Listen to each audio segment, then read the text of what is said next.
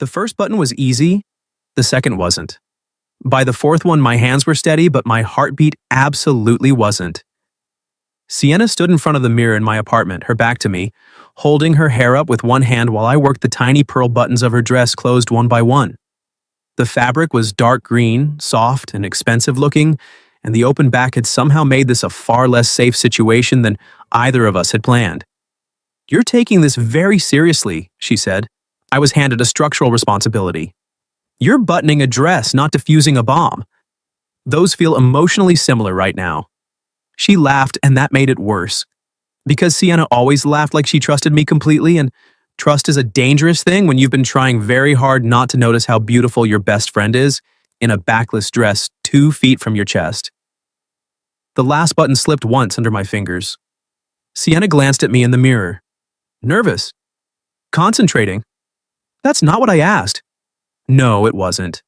Her name was Sienna Hart, and for 6 years, she had been the most consistent part of my life. We met at a community arts fundraiser where I was helping my brother stack chairs, and she was arguing with a florist about why hydrangeas looked emotionally undecided. I laughed. She heard me. Then she turned, pointed at me, and said, You understand." I did not, but I said, "Obviously." That was enough for her. After that, she somehow stayed. Coffee runs, late-night grocery trips, helping me choose a sofa I still wasn't convinced was the right color. Me carrying boxes into 3 different apartments of hers over the years because, according to Sienna, I had the face of a man who could be trusted with breakables. She worked in museum event planning. I ran branding for a boutique architecture firm. Our lives weren't especially similar, but they overlapped in all the ways that mattered. We were each other's first call. Best friends in the quiet, built-in kind of way that doesn't announce itself until one day you realize half your habits are shaped around another person existing. Which would have been simple if other people had not been so annoyingly observant. My mother once watched Sienna steal fries off my plate, tell me my haircut was trying too hard, then rest her head on my shoulder during a movie and said, "Either marry that girl or stop confusing the rest of us." I changed the subject. Sienna threw popcorn at her. That had basically been our system for years. Deflect, laugh, move on. Tonight should have been harmless. The museum board's winter benefit was one of Sienna's biggest events of the year, and she'd been putting out small fires all week. Missing place cards, a chef with a walnut allergy emergency, one donor who wanted the lighting changed because it made him look historically tired. She was supposed to have gone with her boyfriend, Reed. Then Reed became her ex-boyfriend on Tuesday. Not because of some dramatic betrayal. Honestly, that would have been easier. He just kept failing in small, unimpressive ways until even Sienna, who was patient far beyond reason, finally got tired of carrying the entire relationship by herself. So yesterday, over takeout on my couch, she said, "I am not walking into my biggest event of the season looking freshly dumped." "You did the dumping. Details. And your solution?" She looked at me over her noodles. "Come with me." As moral support? As a very attractive, emotionally stable +1. That sounds fabricated. It is, but in a flattering direction. So now there I was, standing behind her in my apartment because her building had lost hot water. She preferred my lighting. And apparently I had also been assigned formal wear support duties. I finished the last button. "There," I said, and my voice came out lower than I intended. Sienna slowly let her hair fall over one shoulder. Then she looked at herself in the mirror, and for a second, neither of us said anything. Because she looked unfair, elegant, soft, a little nervous under all the polish, the kind of beautiful that doesn't ask for attention and gets it anyway. She caught my eyes in the mirror. Well, I should have said something safe, practical, friendly, easy to recover from. Instead, I stepped just a little closer and said quietly near her ear, "Near. You look beautiful." Sienna shivered. Not dramatically, just enough. Enough that I felt it happen before I fully understood it. Her eyes lifted to mine in the mirror and stayed there. The room went very still. Not silent. Some song was playing low from my kitchen. Traffic moved faintly outside. My radiator clicked once. But the kind of still That happens when two people realize a moment has crossed some invisible line, and neither of them is sure whether to step back from it or tell the truth about it. Then Sienna cleared her throat. That, she said softly, was not a best friend tone. I should have apologized. I should have turned it into a joke. Instead, because I had apparently lost all instinct for self-preservation, I said, "No, I don't think it was." She turned then, fully, slowly. Now there were only inches between us, her dress brushing my sleeve, her expression unreadable in the worst possible way, half startled, half searching, as if she was deciding whether this was a problem or something she'd been waiting too long to hear. Before either of us could say anything else, her phone rang. Sienna looked down at the screen and closed her eyes. Of course. Problem? 3 problems, probably. It's Celia from the museum. She answered, still looking at me for 1 second longer than necessary. Then she stepped away and moved toward the window. I used those 10 feet of distance to remember how breathing worked. From the call, I got enough to understand that the event had started going wrong before we had even left. A donor table had been rearranged incorrectly. One auction item hadn't arrived. Someone from the press was already early. Sienna ended the call and rubbed her forehead. I have to go now. I'm driving. She looked up. You don't have to rescue the evening just because I let you button my dress. I know, I said. I'm doing it because if I leave you alone with all that, you'll pretend you're fine until midnight and crash tomorrow. That got the smallest smile out of her. There you are, she murmured. That sounds like my actual best friend. I grabbed my jacket, but as we headed for the door, Sienna paused, turned back to me and said, in a voice too careful to mean nothing, Eli, if you look at me like that again tonight, I'm not sure I'll be able to keep pretending I didn't notice. I didn't answer her in the hallway, not because I didn't have one, because the only honest answer was good, and saying that with her lipstick half finished and one earring still in my pocket felt like a reckless way to start an evening neither of us could control. So I opened the passenger door, handed her the earring, and said, "Then it's a good thing I plan on being extremely professional." Sienna gave me a look as she got in. That sounded fake even to you. Probably. The museum was already glowing when we pulled up. Stone steps lit gold, black cars at the curb, donors in coats that cost more than my first car. Inside, the winter benefit was exactly what Sienna had warned me about. Elegant on the surface, barely held together underneath. The front hall smelled like champagne and lilies, string quartet in the atrium, silent auction tables set under soft amber light. Everywhere I looked, there were people pretending this sort of event happened to them every Thursday. Sienna changed the second we stepped inside, not personality, posture. She went from my best friend in my apartment to the woman who could command a room full of nervous staff and impossible guests with one calm sentence and look sharp enough to cut glass. Celia, she said the second her assistant appeared. Tell me the worst thing first. The donor seating chart was moved back. Fixable. The Rothwell sculpture still isn't here. Less fixable. And the journalist from the Ledger brought a photographer. Sienna closed her eyes for one beat. Of course he did. Then she looked at me. I'm sorry. For what? For inviting you to a glamorous panic attack. I smiled. You say that like I'm not enjoying the floor show. That got a quick breath of laughter, and then she was gone again, crossing the room with a clipboard in one hand and the kind of focus that made everyone around her move faster. I stayed where I could be useful without getting in her way. I took coats when the check-in table got swamped. I carried 2 centerpieces because some volunteer looked ready to cry over them. I even spent 10 minutes distracting a donor who wanted to discuss architectural philanthropy, while Sienna quietly solved 3 separate disasters behind him. That was the thing about her. From the outside, she always looked composed. Only I knew the signs. The way she tucked hair behind her ear when she was overstimulated. The way she got extra polite when she was closest to losing patience. The way she stopped drinking whatever was in her glass if she was too stressed to taste it. So when I saw her standing near the auction display with a champagne flute untouched in her hand and that too calm expression on her face, I crossed the room. You haven't had one sip, I said. She looked at the glass like she'd forgotten it existed. That's because it's decorative. You're spiraling with posture. That almost got her. Please don't be observant in a tuxedo, she murmured. It feels unfair. I took the glass from her hand and set it on a passing tray. What's the real problem? She exhaled through her nose. The Rothwell piece was supposed to arrive an hour ago. The board chair is already asking questions. And if that sculpture doesn't appear, tonight's fundraising number drops hard. Before I could answer, a male voice beside us said, "You always did love a crisis." I turned. Reed. He looked exactly like the kind of man who thought expensive grooming counted as emotional depth. Perfect tie, polished shoes, practiced smile. The sort of face that expected to be welcomed even when it shouldn't be. Sienna went still beside me. Not weak, not shaken, just guarded in an instant. "Reed," she said evenly. "I didn't realize you were invited."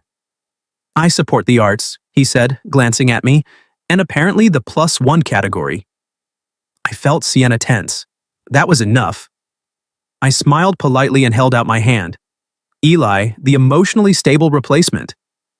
Reed blinked. Sienna turned away so fast I knew she was hiding a laugh. Good. Let him feel outnumbered. His smile thinned. Cute. I try. He looked at Sienna again. You look amazing, by the way. I felt her choose not to answer. Then, very smoothly, she said, Excuse us. Some of us are working. And she walked off. I followed. Not because she needed rescuing, because I knew she hated being left alone with the aftertaste of him. We made it to the service corridor behind the atrium before she stopped. For 1 second, she didn't speak. Then she pressed the heels of her hands to her eyes and said, I hate that he still knows how to arrive at the worst possible moment. You handled him. I smiled through him. She dropped her hands. There's a difference. I leaned against the wall beside her. Do you want me to throw him into the reflecting pool? That got the laugh I was aiming for, quick, surprised, real. Tempting, she said. Then she looked at me. Really looked. Thank you. For what? For not acting weird. I can act weird later. Her mouth curved. Please don't schedule it. Before I could answer, Celia came hurrying down the corridor, breathless and wild-eyed. We found the sculpture, she said. The delivery company took it to the loading dock entrance on the east side, but the crate is too heavy for the 2 handlers they sent. Sienna straightened instantly. How long? 10 minutes, maybe 15. She nodded once and looked at me. I already knew. Point me at it, I said. The crate was ridiculous, wooden, oversized, and apparently packed by people who hated wrists. But between me, 2 museum handlers, and a security guard with surprising upper body strength, we got it inside and into position just before the board chair swept over with donors in tow. When the cover finally came off and the room collectively softened into impressed silence, I looked across the gallery and found Sienna watching me. Not the sculpture, me. There was something different in her face now. Less guarded, less careful, more like she had run out of ways to pretend tonight was staying manageable. She crossed the room slowly once the donors moved on. You saved my auction number, she said. I lifted a box. You stepped in without making me ask twice. That part's easy with you. Her eyes held mine. And then, before either of us could ruin it with a safer sentence, she reached up, smoothed one hand over my lapel and whispered, You really have to stop doing things that make it impossible not to want you. I looked at her and forgot briefly that we were standing in the middle of a crowded gallery with 200 donors, a string quartet, and at least 3 people who probably believed emotional restraint was part of the dress code.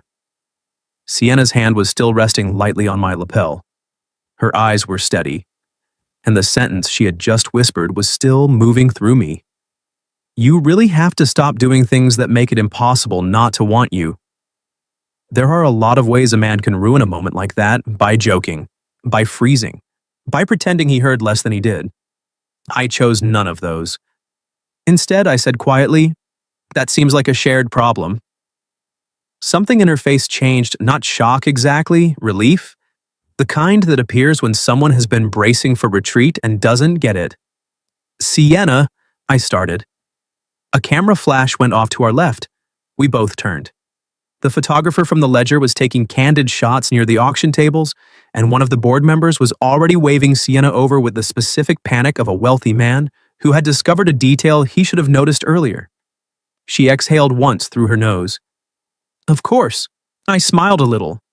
You run toward disasters beautifully. That is not the compliment you think it is. It is from me. That got the smallest smile. Then she leaned closer, voice low. Do not disappear. I won't. Good. And then she was gone again, moving across the room in that smooth, controlled way she had whenever chaos threatened to become visible. I stayed where I was, but now everything felt different. Because there is no going back to normal after a woman looks at you like that and admits she wants you. A few minutes later, Celia appeared beside me with 2 champagne flutes. One for you, she said, one for whatever expression is happening on your face. I took the glass. Is it that obvious? To me? Yes. She glanced toward Sienna, who was deep in conversation with the board chair. To everyone else, maybe not yet. I followed her gaze. You've known her a long time. 4 years, Celia said. Long enough to know she doesn't let many people calm her down. Then she looked back at me. You do. Before I could answer, Reed reappeared. He stopped beside us like he had every right in the world to enter conversations no one had invited him into.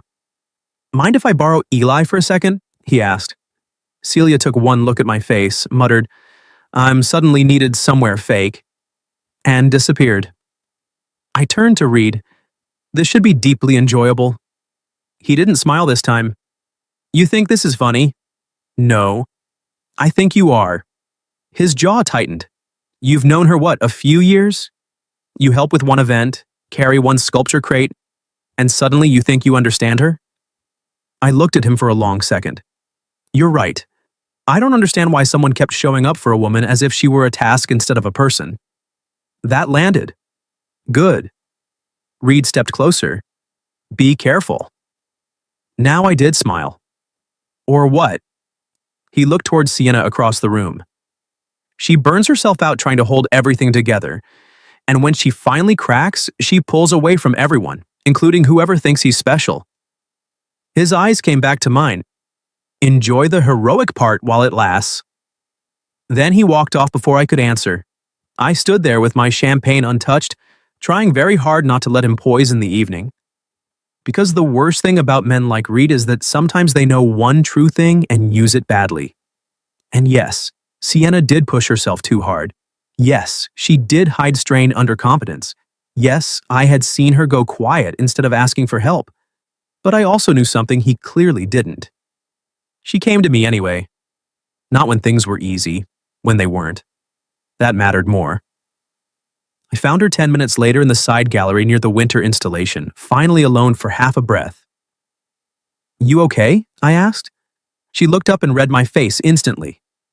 What did he say? I considered lying, didn't. He wanted to give me a warning speech about how difficult you are. Sienna closed her eyes. I'm going to have him removed. I'm not against that. No, I mean it. He should not be here. I stepped closer. Hey, she looked at me again. He doesn't get to narrate you for me, I said quietly. That's not his job anymore. All the tension in her mouth shifted, softened. Then she gave a breath of a laugh. You are being dangerously good at this tonight. At what? At making me forget I'm supposed to stay composed. I lowered my voice. Maybe you don't have to. Not with me. That hit harder than I expected. Her eyes searched mine, and the room seemed to narrow around us again. Soft lights, distant music, people only a few yards away and yet somehow nowhere near this moment. Sienna, I said, when you said you were finding it impossible not to want me, yes? My pulse kicked. I was about to answer when Celia rushed in again, nearly breathless. Sienna, I'm so sorry, but the board chair wants the lead donor photo now, and the ledger photographer is asking if you and your date can do one too. They think it's great publicity. Sienna stared at her, then at me. Then, with a helpless little laugh, she said, apparently the universe wants documentation. Celia blinked between us. Should I tell them no? Sienna held my gaze 1 second longer. And then she said something that made my entire night tilt. "No," she said softly. "Tell them yes. If Eli doesn't mind. I'm tired of acting like this is less than it is." The donor photo took 30 seconds and changed everything. Not because of the camera, because Sienna stood beside me with one hand resting lightly at my waist, looked straight into the lens and stopped hiding. No careful distance. No, this is easier than explaining. No room left for either of us to pretend tonight had only been a high-stress blur with unfortunate chemistry. The photographer lowered the camera. "Great. One more." Sienna glanced at me. I smiled. Apparently we photograph well under pressure. She gave the smallest laugh. "That's not why this feels dangerous." The second photo came out even worse for my pulse. Her shoulders softened. My hand settled at the small of her back. Somewhere behind us, one of the board members said, "Lovely," in the tone of a woman who had decided the evening now had a subplot. Good. Let them. After that, the event finally started behaving. The donors relaxed, the auction numbers climbed, the board chair stopped looking like he might die over logistics. Reed disappeared before dessert, which improved the room in ways architecture alone never could. Sienna stayed composed until the last guest left. Then the doors closed, the quartet packed up, and the entire museum exhaled at once. Celia hugged her. "You survived." "Barely. You also looked disgustingly elegant while doing it." "That's the goal." Celia looked at me. "And you. Useful and decorative. Rare combination. I contain multitudes." She laughed and drifted off with the cleanup crew, leaving Sienna and me alone in the now quiet gallery under the soft winter lights. For a moment, neither of us moved. Then Sienna took off her heels. Just like that. No grace, no warning. One hand on the wall, one heel, then the other. I stared. She looked up. "Don't make a thing of it. You just turned a museum wing into the most attractive disaster scene I've ever seen. That is deeply unhelpful. Is it inaccurate?" She opened her mouth, closed it again, and then smiled in the way people do when they've lost the energy to keep pretending something doesn't affect them. "No," she said quietly. "Unfortunately." I stepped closer. The museum was almost silent now. Just the faint clink of glass from another room, distant voices from staff near the loading dock, our footsteps softened by polished floors, and too much expensive quiet. Sienna. When you said you were tired of acting like this was less than it is, I held her gaze. Did you mean tonight or us? Her expression changed, not startled, certain. Us, she said. One word, it clean. No place to hide. That was all I needed. I closed the distance, touched her face, and kissed her. No audience this time. No event to hold together. No photographer. Just her, warm and tired and finally honest, kissing me back like the whole night had been leaning toward this and was relieved we'd finally caught up. When we pulled apart, she kept her forehead against mine and laughed softly. What? I asked. You really waited until after the donors left. I'm classy. You are many things. Not classy. Not reliably. Fair. She slipped her shoes back on badly and said, Walk me out before I collapse in a very expensive hallway. The drive back was quiet in the best way. Not empty. Full. Her hand stayed in mine across the console most of the way to her apartment, and every time I looked over, she was watching the city lights go by with that small, private smile people wear when reality has exceeded expectations. At her building, I walked her upstairs. She set down her bag, leaned against the door, and looked at me for a long second. Can I ask for one more thing? Always dangerous? Go ahead. The buttons, she said, turning around and gathering her hair over one shoulder. I can reach some of them, but not all. My heart gave up pretending this was manageable. So I stepped in behind her, found the first tiny pearl button, and started working them loose one by one. Much slower than before, much worse for me. At the last one, I leaned close and said quietly, You were beautiful tonight. Sienna shivered again, just like before. Only this time, when she turned around, there was no confusion left in her face. No warning, no retreat. She took my tie in one hand, drew me in, and kissed me like she had been restraining that exact decision all evening. A month later, nobody at the museum pretended not to know. Celia called me the dress buttoning incident for 2 full weeks. My mother was unbearable about it, and Sienna still borrowed my hoodies and corrected my taste in furniture like those things had not changed at all. That was the strange, perfect part. Nothing important about us felt new. It just finally had the right name. If you were in my place, what would you have done if your best friend shivered after you whispered, "She looked beautiful while buttoning her dress"? Have you ever been through something like that yourself? Tell me in the comments. If you like this story, leave a like, subscribe to the channel, and I'll see you in the next video.